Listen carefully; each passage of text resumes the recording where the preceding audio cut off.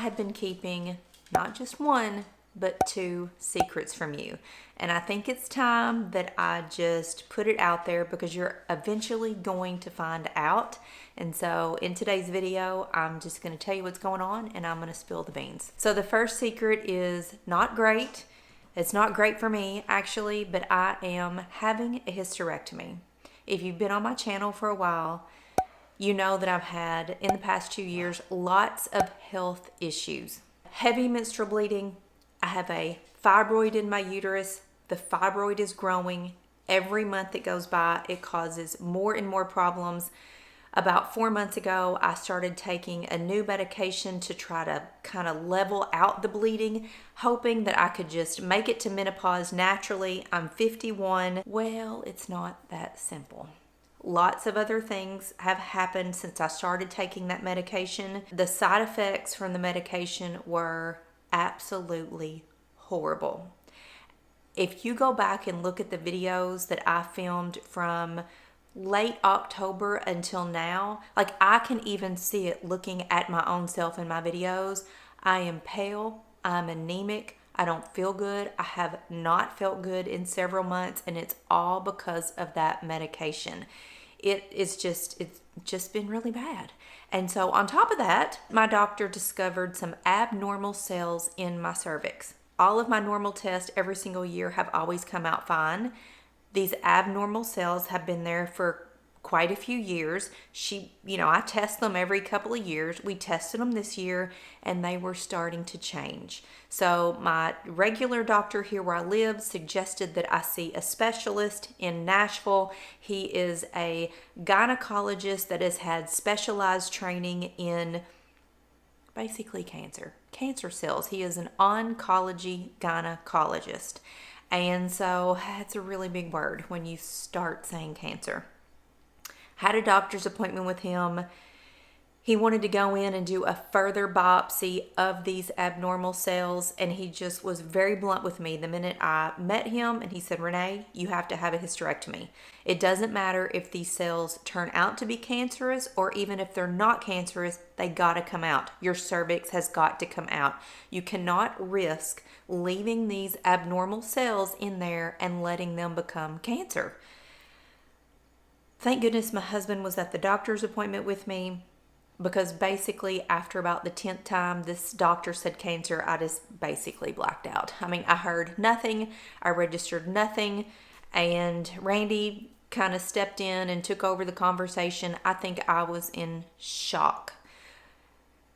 Anyway, long story short, he did a more in-depth biopsy of the cells. They came back not cancerous, y'all. Oh my gosh.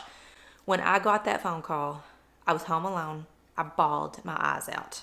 Then I called my daughters, called my husband, texted my sister-in-laws and my mother, and told everybody everything was okay. But what that means is, if the cells had been cancerous in my cervix, then I was going to have a traditional hysterectomy. They were going to have to cut open my abdomen and do a traditional hysterectomy. I know so many women have that done. To me, that was really scary at the thought of having that very large incision. Thankfully, because my cells came back to be non-cancerous, he is going to do a laparoscopic hysterectomy. It's using a robotic instrument called Da Vinci. So he's going to make 5 incisions in my belly area, 1 in my belly button, 2 on the sides, and 2 down low. And he is going to remove my uterus, my cervix, my ovaries, and my fallopian tubes. I've had several meetings with this doctor over the past couple months, and I said, why are you taking my ovaries? Because I just figured he would leave them because, I'm 51, I'm not in menopause, I'm still producing hormones, and he said ovaries are a gland producing organ, and it is too risky to leave them in there knowing that all this stuff is going on, because he did not want to have to come back a year or 2 or 3 down the road and remove them and me have to go through another surgery. He said, you don't need them, they're going. So that's it. I'm having a hysterectomy, a total hysterectomy. All the things are going, and we talked about hormones and hormone replacement therapy. He just said every woman's different. Get a couple of months down the road after the hysterectomy, see how you're feeling, see if you need the hormones. Some women don't need hormones. He said that's to be determined. So the hysterectomy is scheduled. It will happen later on in February. I'm going on vacation first. Thank goodness. So when he did the biopsy of the cells in my cervix, my body had to heal a minimum of 4 weeks from that procedure before he could do the hysterectomy. And he even prefers my body to heal for 6 weeks if possible. I said, I'm getting ready to go on vacation, so I will just see you when I return, which is going to put me in late February. And he said, that is even better. So my surgery is scheduled. I'll keep you all up to date on what's going on. I know this is weird to say, but at this point, I'm actually looking forward to the surgery. My quality of life in the past 4 months has gotten so bad. The last period that I had was the worst period I've ever had in my life. Every hour, on the hour, for 3 consecutive days, I had to go to the restroom. It was really bad. And I felt horrible. The medication has made me feel bad. The fibroid is growing. I had another ultrasound, and the fibroid is larger than half of the size of my uterus. My stomach has been so swelled up, I cannot put on pants. I cannot put on pants that have a button and a zipper because my stomach is so swollen. Some days I look like I'm pregnant, and if my stomach is not swollen where I can actually get the jeans up, it hurts. When I put on, pants that have a waist, it is pressing on that fibroid and it hurts. I am uncomfortable. I can't do it. So I have been living in leggings and a long shirt. Y'all have probably seen me in one of these shirts. I own 7 of them and a pair of leggings in every single video. This is what I have worn every day, seriously, since mid-October of 2022. And this is what I'm going to be in probably until early April. I have my surgery scheduled. My follow-up is in early April when I'll be released, but I'm going to be under restrictions for 6 weeks after the surgery. I can't lift, push, or pull anything more than 10 pounds. I cannot walk the dogs. I cannot drive for a week. I am not supposed to reach my arms up over my head and kind of reach for things up high, nor am I supposed to bend over and pick things up. So I told Randy basically everything in our house that I need to get on a daily basis. For example, the dog food, I'm going to have to set it out. It's going to be out waist height, so it's going to be on the countertop for 6 weeks. And y'all, that is going to drive me bazonkers. I cannot stand clutter and things, on the counters and on top of cabinets and stuff like that. But it's going to be what it's going to have to be. I'm not going to be able to, I guess I can go grocery shopping, but when I get home with it, it's going to be little bags at a time coming in the house. I have been told by the doctor and his nurse and his surgery schedule and so many women on YouTube that the number one worst thing about having a hysterectomy is the gas. They pump your stomach with gas when they do a laparoscopic surgery, and that gas gets trapped in your body and moves up to like your shoulders and your neck area. I'm told it is really bad for the first 3 to 4 days after surgery. So my doctor gave me a list of medications, things I needed to have here at the house to try to get rid of that gas. And I'm just trying to get prepared. I'm trying to mentally wrap my head around what's going to happen because, y'all, I have never had surgery. I have never been sedated other than a couple weeks ago when he had to do this biopsy. I was sedated. I was scared to death. Randy was in the room with me when they were prepping me for the procedure, and I just cried. I just don't handle that well. I just cried. But now that it's over, I do feel a little bit of relief because now I know what to expect. It was not near as bad as I anticipated. I didn't have any problems waking up from the anesthesia. I actually popped right awake. But granted, I was only sedated for 10 minutes. My hysterectomy is going to be about 2 hours. And I do get motion sickness, so the anesthesiologist gave me 2 medications to kind of make sure that I didn't get sick, and they put a patch behind my ear that I had to keep on there until the next day. But I do feel better knowing the process that I'm going to go through, and I am ready to have the surgery done. I'm ready to go on vacation first, then have the surgery when I get back. So I've got plenty of time to just mentally prepare myself that I'm having a major surgery. and it is kind of no joke.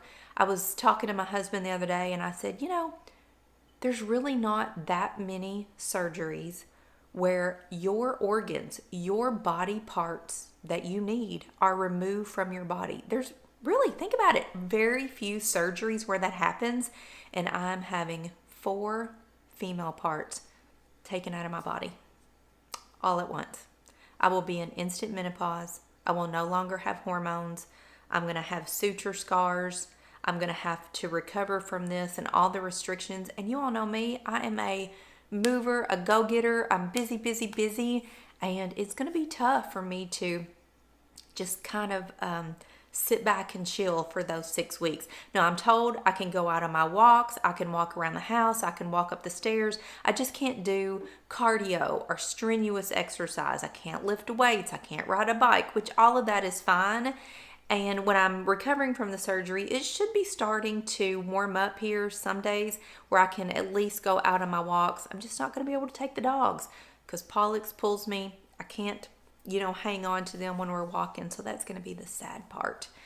But that is my big secret, my big news. I'm having a hysterectomy, major surgery, and I do plan to document all of this.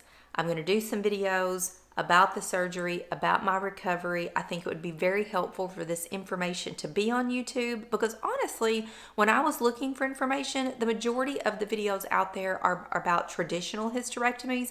I had a really hard time finding women talking about laparoscopic hysterectomies and the Da Vinci robot. And so I want to take it from that angle, and I am just going to document my process, my surgery, and my recovery. Having a total hysterectomy at the age of 51. So that'll be coming out in short order, I guess. But now on to secret number 2. Hold please. So my second big secret is really not even my secret to tell. It's Brecken's. So I'm going to let her take it from here. Okay, so hi. My secret is that I am starting an Etsy store. So I've been thinking about opening an Etsy store for about a year now, and I just finally decided to do it this winter. I asked for a Cricut for Christmas just to get me started. So Mom got me that. I've been perfecting all of my designs for the past couple weeks, working really hard on it, and my store is now opened. The name of my Etsy store is Styled by B Designs. My first inspiration was from my little kitties. So I have a couple cat designs. Everything is handmade. It can be customized with your own cat's name. And I have a few different options of like cat outlines that you can choose to pick what best fits your little kitty. I also have a design if you have 2 cats, so you can put both of their names on there. And I'm also working on a few others, so stay on the lookout for maybe some like dog designs, ones for holidays, and just anything cute that I can come up with and think that you guys would like. Look, Mia, it has your name. You like that one? She love it. You love it, Mia. This is a glass clear mug, perfect for hot coffees. So here is the first cat option. Here is the second option. And the third. I personally love this one the best, I think. And then you can also get these in iced coffee cups.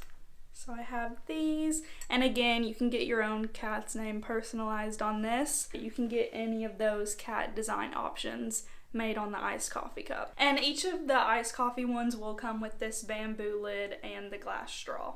And then if you have 2 cats, I also have an option for that, and you can get both of their names on this one, or an iced coffee cup.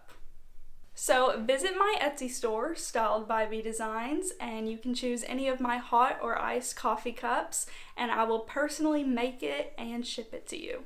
So that's it. We have spilled the beans. I'm having a hysterectomy, and Brecken has opened an Etsy store. 2 completely different, unrelated secrets and topics, but it's things that we've been keeping from you all. I have known about my hysterectomy for quite some time, because I had to go through a lot of tests, and tests take time. You got to see the doctor, you got to schedule this, you have to have the procedure, then you have to wait on the results, then you have to go back to the doctor. So this has been going on honestly for 4 to 5 months, and I just wasn't comfortable saying anything until I had a surgery date. I knew exactly what was happening, and I had to wrap my head around the fact that I'm having a major surgery, but I am. And then I'm so proud of Brecken for opening her Etsy shop.